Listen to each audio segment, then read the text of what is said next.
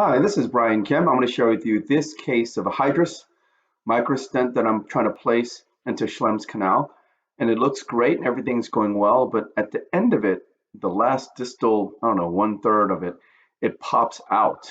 And I've never seen this before. Again, I'm fairly new to Hydrus, but it was a very unusual appearance because it looked like it was cannulating really nicely, but then the distal part seemed to pop out. And so I'm going to show you how I handled the remainder of this case. So the first things first, you need to make the right paracentesis incision for the hydrus, and you have to have it pointed towards where you want to cannulate. And so you can see I'm almost like, instead of radial, I'm more tangential with my incision here.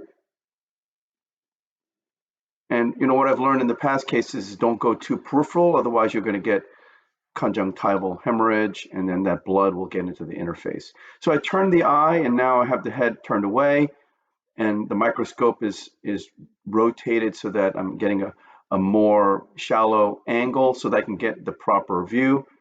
And then there's some viscoelastic on the surface of the cornea, and then I'm going to place the gonioprism. And the key here is before you get started with anything else, just go ahead and make sure you get a good en face view. And that essentially means that the view is going to be perpendicular to your angle of approach. And so you can see I have a very nice view. And you know that because you have a kind of equal view of the cornea as well as the iris. And the trabecular meshwork is right in the middle. And so that looks like a good en face view.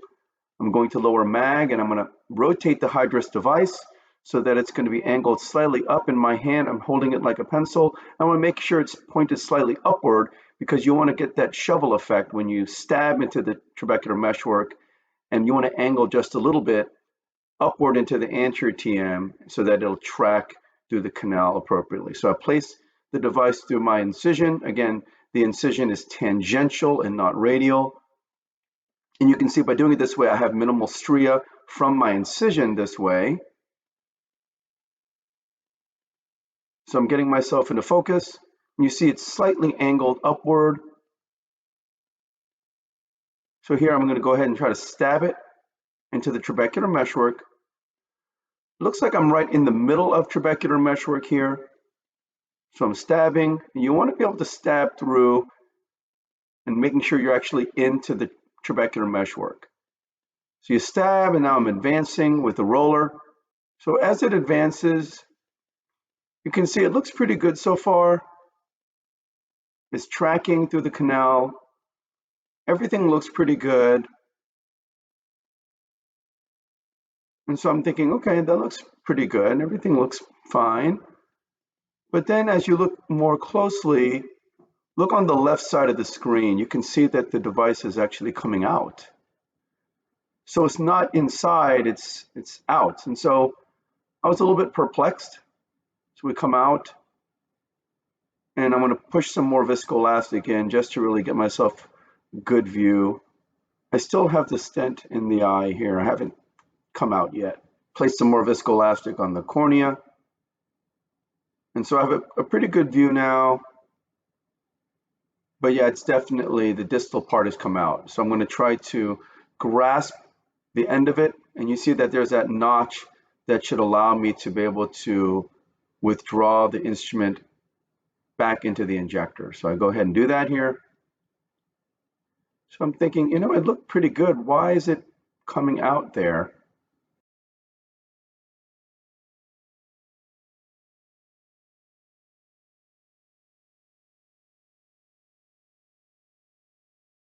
So I just angled a little bit higher here, and then I'm tracking back, seeing if I can just go ahead and advance it again. Again, I'm convincing myself that it's tracking appropriately. Everything looks really good here. But then I can tell on the left side, it came right back out again. The view in here is really not as clear, but I had the sense that it came back out on the distal then. So I was wondering, is there some defect that's causing it to come out, or why is this happening?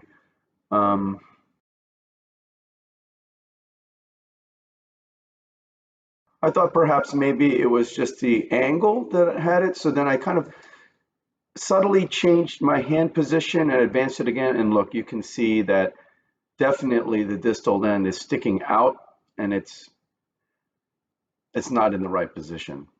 So again, I'm engaging the notch and I'm withdrawing the instrument back into the injector. And so I'm really kind of asking myself, should I keep going or what should I abandon? I go ahead and try to stab one more time. Again, this is up high on trabecular meshwork, angled upward again. Again, that shovel concept, you want to stab into the TM. I'm trying to aim anterior. I'm advancing.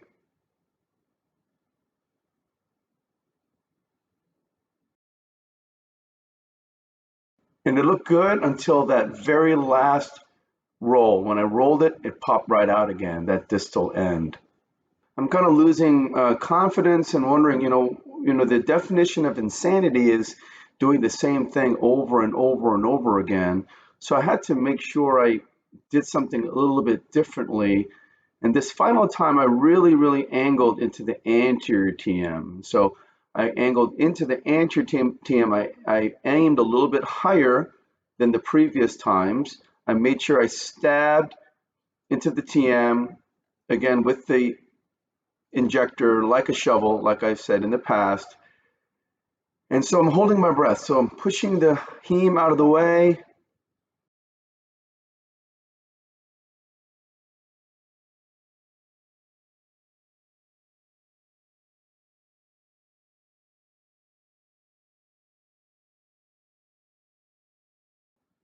I'm going to go back in and try to push.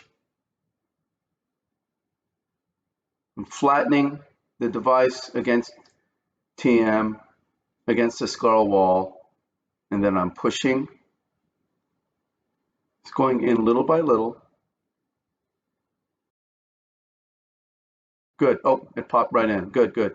The sudden loss of resistance. And so now I'm going to rotate the microscope in my chair so I can get a full view of the device now.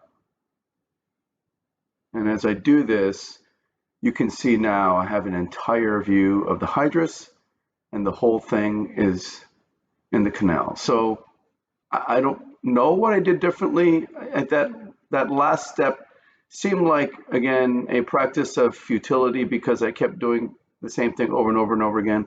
But that very final time, the third or the fourth time, I lost track of time.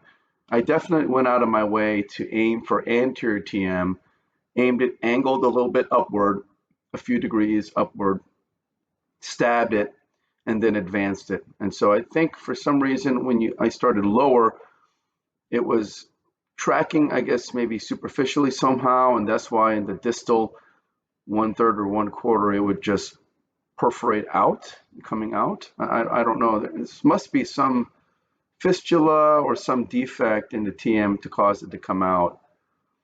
Nonetheless, I felt confident that last attempt, the third or fourth attempt it was, again, aiming for anterior TM, I was aiming higher than I was in the previous ones, and I stabbed, angled about 10 degrees upward, 10 degrees higher than the plane of TM. I advanced the roller, and again, I had the en-face view the whole time. I was very confident in that regard, and finally, after multiple attempts, I was able to place this Hydrus confidently in the proper position.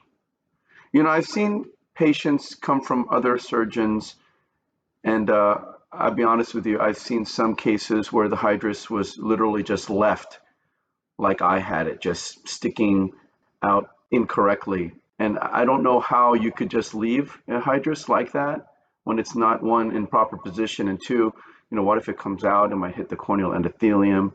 And so, again, I'm sure the surgeon was frustrated, but rather than, leaving it in there, if you're not confident you can place it in the proper position, I think for the patient's sake, you just have to take it out and wave the white flag. But in this case, thankfully, I perseverated and we finally placed it. You can see there's good blanching. It's about 25 to 30% of the trabecular meshwork there in Schlemm's canal. getting good blanching in that area. And this patient did quite well despite all of the maneuvers and gymnastics of trying to properly place the Hydrus microstent. So I hope this was helpful to you, and I thank you for your attention.